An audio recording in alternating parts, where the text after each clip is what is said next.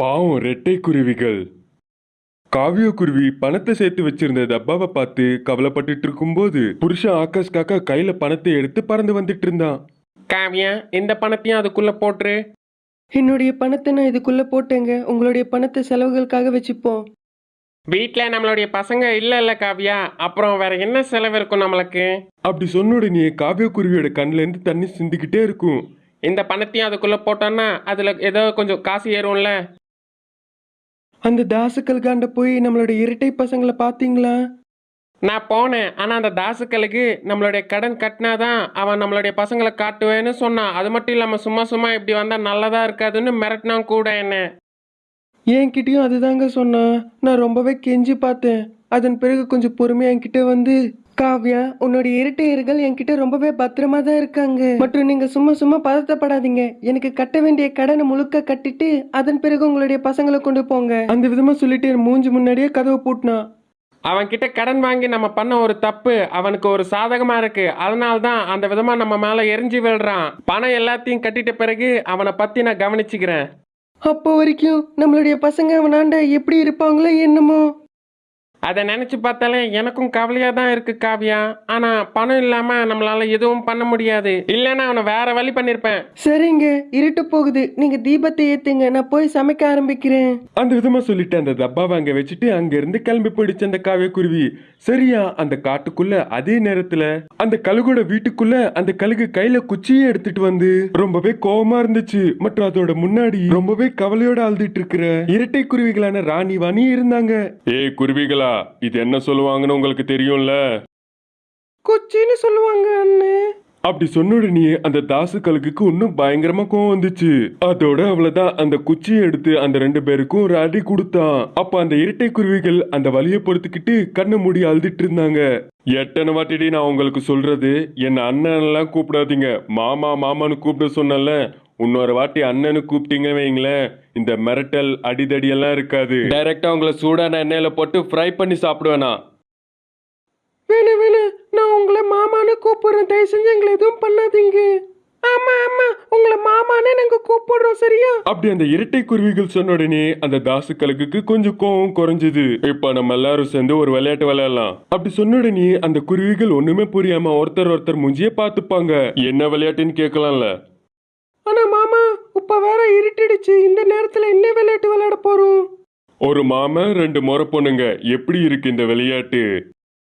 நல்லா இருக்கு மாமா. இந்த விளையாட்டு இன்னும் பயங்கரமா இருக்கும். இப்ப நான் உங்களுக்கு ரெண்டு இறைச்சி துண்டுகளை நான் தருவேன். அப்படி சொன்ன உடனே அந்த இரட்டை குருவிகள் பிடிக்காத மாதிரி மூஞ்சிய வச்சு, சீச்சி, நாங்க இந்த இறைச்சியை சாப்பிட மாட்டோம். அதை நீங்க சாப்பிடுறதுக்கு இல்ல என்னுடைய முறை பொண்ணுங்களா. அந்த விதமா சொன்ன உடனே ராணி மற்றும் வாணி குருவிகளுக்கு அந்த தாசு கழுகோட எண்ணம் புரிஞ்சு போச்சு நல்லாவே. அதை நாங்க எங்களுடைய கையாலேயே நாங்க தொட மாட்டோம். அப்போ என்னுடைய குச்சி உங்க கூட அடிக்கிற விளையாட்டு விளையாடும், அது உங்களுக்கு ஓகேவா? அப்படி சொன்ன உடனே அந்த இரண்டு குருவிகளும் ரொம்பவே வருத்தத்தோட, எப்படி விளையாடணும் நீயே சொல்லு மாமா. வெரி குட் வாணி, உனக்கு தெரிற அந்த இறைச்சியை ரெண்டு பேரும் எடுத்துக்கிட்டு முதல்ல நான் ஊட்டி விடுவேன், இல்ல நான் ஊட்டி விடுவேன்னு சண்டை போட்டுக்கிட்டு எனக்கு வாயில ஊட்டி விடணும். அப்படி யார் ஊட்டி விடுறாங்களோ அவங்களுக்கு நல்லது. எப்படி இருக்கு என்னுடைய விளையாட்டு? அந்த விதமா அந்த தாசுக்களுக்கு அவங்க ரெண்டு பேராண்டையும் அந்த விதமா கேட்ட உடனே அதுக்கு அவங்க ரெண்டு பேரும், எங்களுக்கு எப்படி இருந்தா என்ன, உனக்கு தேவையான சந்தோஷத்தை நாங்க கொடுக்கணும், அந்த விதமா நினைச்சுக்கிட்டு மனசுல அதுக்கு ஒத்துப்பாங்க. அதன் பிறகு ராணிவான ரெண்டு இறைச்சி துண்டுகளை எடுத்துக்கிட்டு அந்த கழுகுக்கு ஊட்டி விட ரெண்டு பேருமே போட்டி போடுவாங்க. ஆனா என்ஜாய் பண்ணிக்கிட்டு அந்த கழுகு நல்லா சாப்பிட்டுட்டு இருக்கும். இன்னொரு பக்கம் அந்த இரண்டு குருவிகளும் ரொம்பவே மன கஷ்டத்தோட அழுதுகிட்டு அந்த கழுகுக்கு ஊட்டி விடுவாங்க. ஒரு நாள் இரவு நேரத்துல அந்த காவிய குருவிக்கு தூக்கம் வரலன்னு ஜன்னலாண்ட நின்று வெளியில எட்டி பார்த்துட்டு இருக்கும் போது தன்னுடைய புருஷன் காக்கா பறந்து வந்து பக்கத்துல உட்காந்துருச்சு மற்றும் கவலையோட, காவியா, நம்மளுடைய பசங்களோட ஞாபகம் வந்ததுனால உனக்கு தூக்கம் வரலையா? ஆமாங்க, நம்ம பசங்க ராணி வாணி எனக்கு நல்லா ஞாபகம் வராங்க. அது மட்டும் இல்லாம நம்ம பண்ண தப்புக்கு அந்த கழுகாண்ட அவங்க ரெண்டு பேரும் எவ்வளவு கஷ்டப்படுறாங்களோ மற்றும் வேதனை அனுபவிக்கிறாங்களோன்னு தெரியலையே. இன்னொரு பக்கம் அந்த கழுகுக்கு கோவம் அதிகம். அது சொன்ன வேலை செய்யலைன்னா அந்த கழுகு அவங்க ரெண்டு பேரையும் டார்ச்சர் பண்ணும். அதை நினைச்சால வருத்தமா இருக்கு எனக்கு. நீ ஒரு தாயா உங்க கஷ்டத்தை நினைச்சு அழுதுகிட்டே ரொம்பவே வருத்தப்படுறேன். நான் ஒரு தகப்பனா உள்ளுக்குள்ளேயே நான் ரொம்ப வேதனைப்பட்டுட்டு இருக்கேன் அவங்கள நினைச்சு. எனக்கும் நல்லாவே தெரியுங்க நீங்க உள்ளுக்குள்ள எவ்வளவு கஷ்டப்படுறீங்கன்னு. ஒரு புருஷனே நான் தோத்துட்டேன். எதுக்காகன்னு உன்னை நல்ல விதமா பார்த்துக்கல. அது மட்டும் இல்லாம ஒரு தகப்பனாவும் நான் தோத்துட்டேன். நம்மளுடைய பசங்களை ஒரு கடன் வாங்கி அடுத்தவங்க கிட்ட அடகு வச்சு அவங்கள கஷ்டப்படுத்திட்டு இருக்கேன். நான் இன்னும் உயிர் வாழ்ந்துட்டு இருக்கேன். எதுக்காகனே தெரியல. நம்மளுடைய பசங்கக்காகன்னு எங்களுக்கு நல்லாவே தெரியுங்க. அப்படி அந்த 2 பறவைகளும் தன்னுடைய பசங்களுக்காக நினைச்சு ரொம்பவே வருத்தப்பட்டுட்டு இருக்காங்க. மெதுவா நாட்களும் மெல்ல மெல்லமா கழிய ஆரம்பிச்சது. ஒரு நாள் அதுவுமா காவியக்குருவி மற்றும் ஆகாஷ் காக்கா பணத்தை எடுத்துக்கிட்டு அந்த தாசுக்களுக்காண்ட பறந்து போயிட்டு இருந்தாங்க. ஆனா அந்த தாசுக்களுக்கு தன்னோட வீட்டுக்கு முன்னாடி கட்டைகளை எரிய வச்சு அதன் மேல அந்த 2 குருவிகளையும் கட்டைகளுக்கு கட்டி அங்க எரிஞ்சிட்டு இருக்கிற நெருப்புல எரிக்க பார்த்துட்டு இருக்கான். நீங்க எவ்வளவு கத்தி கதறினாலுமே அழுதாலுமே எந்த ஒரு பறவையும் என்னோட வீட்டு பக்கமா வராது. அப்படி வந்தாலுமே எவனும் என்னை எதிர்த்து நிக்கவும் முடியாது. நான் தூங்கிட்டு இருக்கும் போது என்கிட்ட இருந்து தப்பிக்க பாப்பீங்கல்ல, அதனால இப்ப எப்படி தப்பிக்கிறீங்கன்னு பாக்குறேன். உங்களை கொளுத்தி அதை சாப்பிடலன்னா பாத்துக்கோங்க. மற்றும் உங்க அப்பா அம்மா வந்து கேட்டதுக்கு ஓடிட்டீங்கன்னு நான் தப்பிச்சிடுவேன். அப்படி சொல்லிட்டு இருக்கும்போது இது எல்லாத்தையும் பார்த்து கவனித்த அந்த ஆகாஷ் காக்காக்கு பயங்கரமா கோவம் வந்துச்சு. கையில இருந்த காசை காவியா குருவி கொடுத்து சுத்தி முற்றி பார்த்தது. அப்போ ஒரு கல் தென்படும் ஆவேசத்தோட அந்த கல்லை எடுத்துட்டு வந்து அந்த தாசுக்களுக்கு மேல போட்டுச்சு. அவ்வளவுதான், அந்த தாசுக்களுக்கு அங்கேயே இறந்து போயிடுச்சு. மற்றும் கட்டைகள் கட்டியிருந்த தன்னுடைய பசங்களை விடுவிச்சு மற்றும் காசையும் எடுத்துக்கிட்டு அங்க இருந்து அவங்க எல்லாரும் பறந்து போயிட்டாங்க. அந்த விதமா அந்த தாசுக்களோட வாழ்க்கை முடிஞ்சது மற்றும் இரட்டை குருவிகளோட வாழ்க்கை சந்தோஷமா ஆரம்பிச்சுது.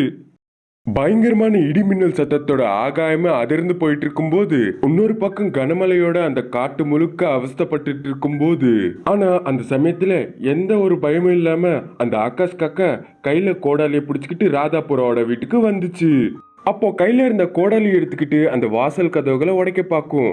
அந்த கோடாலியோட வெட்டினால அந்த வாசல் கதவுகள் 2 துண்டா உடையும் மற்றும் உள்ள எதிரா அந்த ராதாபுராவும் தென்படும். ஏஞ்சிட்டியா ராதா? இன்னும் நான் எவ்வளோ கஷ்டப்படணுமோ உன்னை தூக்கத்திலேருந்து எழுப்புறதுக்குன்னு நான் நினச்சிட்டு இருக்கேன். ஆனால் நீ என்னுடைய ஒரே கோடாலி வீட்டுக்கே முழிச்சுக்கிட்டியல்ல. அப்படி சொல்லிட்டு இருக்கும்போது அந்த ராதாபுரா கையில கோடாலி பிடிச்சிட்டு இருக்கிற ஆகாஷ் காக்காவை பார்த்து பயந்துக்கிட்டு, இந்த விதமா பண்றது சரி கிடையாது ஆகாஷ் காக்கா. ஏதாச்சும் இருந்தா நம்ம நாளைக்கு காலையில பேசிக்கலாம். இப்ப நீ தயவு செஞ்சு என்னுடைய வீட்டுக்கு போ. நான் ஒழுங்கு மரியாதையாக சொல்கிறேன் ராதா. பசங்களுக்காக என்னுடைய மனைவி உங்ககிட்ட சேர்த்து வச்ச காசை என் கையில் கொடு. அப்படி கொடுத்தீங்கன்னா தேவதான் நினச்சி கையெடுத்து கும்பிட்டு இங்கேருந்து கிளம்பிடுவேன். ஒரு வேளை இல்லைன்னா உன் தலையை துண்டா வெட்டி அந்த காசை எடுத்துட்டு போவேன். ஆகாஷ் தயவு செஞ்சு புரிஞ்சுக்கோ. காவியா எனக்கு எந்த ஒரு காசும் தரவே இல்லை. அவ தினமும் போற கூலி வேலைகள்ல இருந்து வந்த காசு எல்லாத்தையும் உனக்கு தானே தந்துட்டு இருக்கான். அப்புறம் என்கிட்ட காசு எப்படி ஒழிச்சு வைப்பா? நீயே கொஞ்சம் யோசிச்சு பாரு. அடடா, இந்த பெண்கள் எல்லாமே சொல்லி வச்ச மாதிரி ஒரே வாக்கு மேல இருப்பீங்க. ஆனா இந்த விதமா சொல்லி வச்ச வாக்குல இருக்கிறது எங்களை மாதிரி ஆம்பளைங்களுக்கு எதுக்கு அமைய மாட்டீங்களோ? அதெல்லாம் எனக்கு தெரியாது ஆகாஷ். தயவு செஞ்சு இங்க இருந்து கிளம்பி. ஏதாச்சும் இருந்தா நாளைக்கு நம்ம பேசிக்கலாம். நீ எவ்வளவு சொன்னாலும் நான் கேட்க போறதில்ல. எனக்கு காசு தான் வேணும், மரியாதையா கொடு. ஐயோ ஆகாஷ் காக்கா, என்கிட்ட காவிய குருவி எந்த ஒரு காசும் கொடுத்து ஒழிச்சு வைக்க சொல்லல. நான் சொல்றது தயவு செஞ்சு புரிஞ்சுக்கோயேன். நீ நல்ல விதமா கேட்டா தர்ற மாதிரி எனக்கு தெரியல. அப்படி சொல்லிட்டு கையில இருந்த கோடாலியை தூக்கி அந்த ராதாபுரா மேல தாக்குதல் நடத்த கிட்ட வரும். அப்போ ராதாபுரா அங்க இருந்து தப்பிச்சுட்டு ஓடி போயிட்டு இருக்கும். ஆனா அந்த கோடாலியோட வெட்டு அந்த புறாவோட ரெக்கை மேல அடி விழும். யாரோ சொல்ல பேச்சு கேட்டு இந்த விதமா குடிச்சிட்டு வந்து இரவும் பகலும் வித்தியாசம் பார்க்காம எங்களையே காயப்படுத்துறது அவ்வளோ நல்லதுக்கு கிடையாது. அந்த விதமா நினைச்சுக்கிட்டு அங்க இருந்து கிளம்பி போயிடும் அந்த ராதாபுரா. ஆனா அந்த ஆகாஷ் காக்கா ஒன்னும் பயங்கர கோவத்தோட கோடாலி பிடிச்சுக்கிட்டு ராதாபுராவை பின்தொடர்ந்து போயிட்டு இருக்கும், எப்படியாச்சும் அதை காயப்படுத்தணும்ட்டு. அப்படி வழியில போயிட்டு இருக்கும் போது அந்த ஆகாஷ் காக்காக்கு தன்னுடைய வீட்டு ஞாபகம் திடீர்னு வரும். அப்போ உடனடியாக வீட்டை நோக்கி திரும்பும். கோழி காசை கையில வச்சுக்கிட்டு நான் குடிக்கிறதுக்கு காசு தர சொன்னா என்கிட்ட இல்லன்னு போய் சொல்லுவாளாம். இன்னைக்கு என்னுடைய கையில என்னுடைய மனைவிக்கு சாவுதான் கண்டிப்பா, திருட்டு நாய். அந்த விதமா நினைச்சுக்கிட்டே தன்னுடைய வீட்டை நோக்கி பறந்து வரும். தன்னுடைய வீட்டின் மேல் கூரை மேல அந்த கோடாலியை வச்சு ஒரு அடி அடிக்கும். அதோட அந்த கோடாலியோட வீட்டுக்கு அந்த வீடு உடைஞ்சு ஒரு ஓட்டையே விழுந்துரும். அந்த ஓட்டையில இருந்து அப்போ ஆகாஷ் காக்கா உள்ள எட்டி பார்க்கும். தீபத்தின் வெளிச்சத்துல காவிய குருவி மற்றும் பயந்துட்டு இருக்கிற கீர்த்தி மற்றும் சிரியான தன்னுடைய 2 மகள்களையும் கிட்ட புடிச்சுக்கிட்டு காட்டில் மேல தூங்கிட்டு இருக்கு. பயப்படாதீங்க பசங்களா, அத்தை அம்மா நான் இருக்கேன்னு அந்த விதமா சொல்லிக்கிட்டு வீட்டு மேல இருக்கிற புருஷன் ஆகாஷ் காக்காவை எட்டி பார்க்கும். அப்போ ஆகாஷ் காக்கா சிரிச்சுக்கிட்டு, ஹலோ மை டியர் பொண்டாட்டி, அப்ப நான் சொன்ன வேலை இன்னும் நீ செய்யல போல. நான் செய்ய மாட்டேன்னு உங்ககிட்ட சொன்னல. நீ மட்டும் இல்லடி, உலகத்துல எந்த ஒரு மனைவியும் புருஷன் ஒழுங்கா சொன்னா கேட்க மாட்டாங்க. ஒரு 4 சாத்து சாத்துனாதான் கேட்பாங்க போல. அதோட உங்க திட்டினாதான் கேட்பீங்க போல. அது மட்டும் இல்லாம உங்களை பயன்படுத்தினாதான் கேட்பீங்க போல. நீ எது சொன்னாலும் நான் பண்ண போறது இல்ல. அது மட்டும் இல்லாம நான் பசங்களை அனாதையாக்க போறதும் இல்ல. நான் உன் கூட மனைவியாவும் வாழ போறது இல்ல. எனக்கு நல்லா தெரியும்டி பொண்டாட்டி, தாலி கட்டின என்னை விட உன் வயித்துல பிறந்தவனுடைய பசங்களை தான் உனக்கு முக்கியம்ன்ட்டு. தெரிஞ்சப்ப எங்களை விட்டுட்டு எங்கேயாச்சும் தூரமா போய் நீ வாழ பாத்துக்கோ. நாங்க உன்னை கண்டு காட்டி ஏன் எங்க பின்னாடி வந்து எங்களை ஏன் இப்படி கொடுமைப்படுத்துற? அப்படி காவியக்குருவி சொன்ன உடனே வீட்டு மேல இருக்கிற அந்த ஆகாஷ் காக்காக்கு இன்னும் பயங்கரமா கோவம் வரும். உடனடியாக கோடாலி எடுத்துக்கிட்டு இன்னொரு வெட்டு வெட்டும். அதோட அந்த மேல் கூரையில இன்னொரு ஓட்டை விழும். அந்த சத்தத்தை கேட்டு கீர்த்தி மற்றும் சிறி குருவிகள் இன்னும் பயங்கரமா பயப்படுவாங்க. மற்றும் அழுதுகிட்டே தன்னுடைய அப்பா ஆண்ட, அப்படி பண்ணாதீங்கப்பா, எங்களுக்கு ரொம்ப பயமா இருக்கு. ஆமாப்பா, எங்களுக்கு ரொம்ப பயமா இருக்கு. ஆமா, வீட்டு மேல நின்று ஏன் மலையில நலையறப்பா? வீட்டுக்குள்ள வரலாம்லப்பா நீ? அந்த விதமா தன்னுடைய 2 மகள்களும் சொன்னதுனால இன்னும் அந்த ஆகாஷ் காக்காக்கு பயங்கரமா கோவம் வரும். மற்றும் அதே கோவத்தோட, அப்பானெல்லாம் என்னை கூப்பிடாதீங்க. என்னையும் என்னுடைய மனைவியும் விட்டுட்டு எங்கேயாச்சும் தூரமா போயிடுங்க, இல்லைன்னா நானே உன்னை கொன்னுடுவேன்.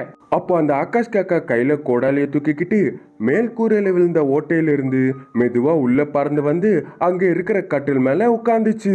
இதை பார்த்து அந்த தாய் குருவி மற்றும் மகள் குருவிகள் இன்னும் பயப்படுவாங்க. இந்த விதமா நீங்க எங்களை பயன்படுத்துறது அவ்வளவு நல்லதுக்கு கிடையாது.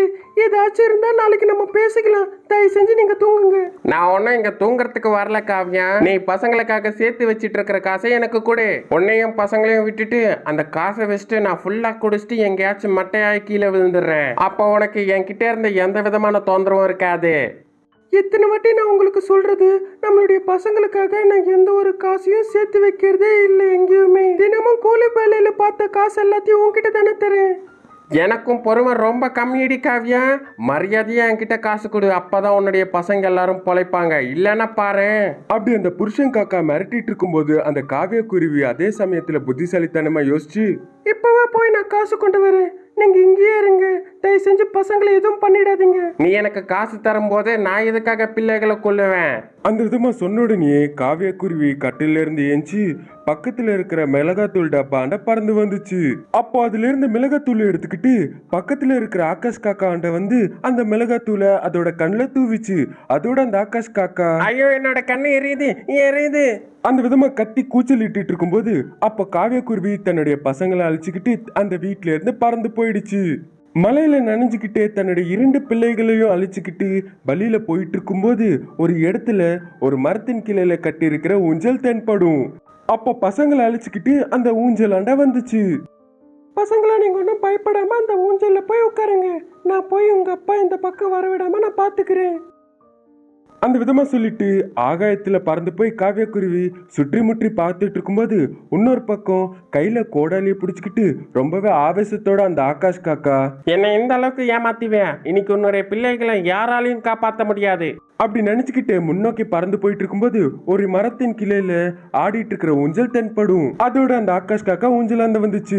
ஆனா ஆகாயத்துல சுற்றி முற்றி பார்த்துட்டு இருக்கிற அந்த காவிய குருவிக்கு ஊஞ்சலாண்ட வந்திருக்கிற தன்னுடைய புருஷன் தென்பட்ட உடனே அங்க இருந்து பறந்து போய் தன்னுடைய பிள்ளைகளை காப்பாத்த அங்க வந்துட்டு இருக்கும் போது அப்ப அந்த ஆகாஷ் காக்கா ராட்சச சிரிப்பு சிரிச்சுக்கிட்டே கோடாலியால அந்த ஊஞ்சலோட கயிறுகளை வெட்டிடுவான். அப்ப அந்த ஊஞ்சல் சறுக்கிக்கிட்டே வெள்ளத்துல மாட்டிக்கும். அந்த வெள்ளத்துல கீர்த்தி மற்றும் சிறி அடிச்சுட்டு போயிட்டு இருக்கும் போது அந்த ஆகாஷ் காக்கா சந்தோஷமா சிரிச்சுக்கிட்டு அப்ப அந்த காவிய குருவிய தன்னுடைய ரெக்கைகளை பிடிச்சுக்கிட்டு முன்னோக்கி இழுத்துட்டு போயிட்டு இருப்பான்.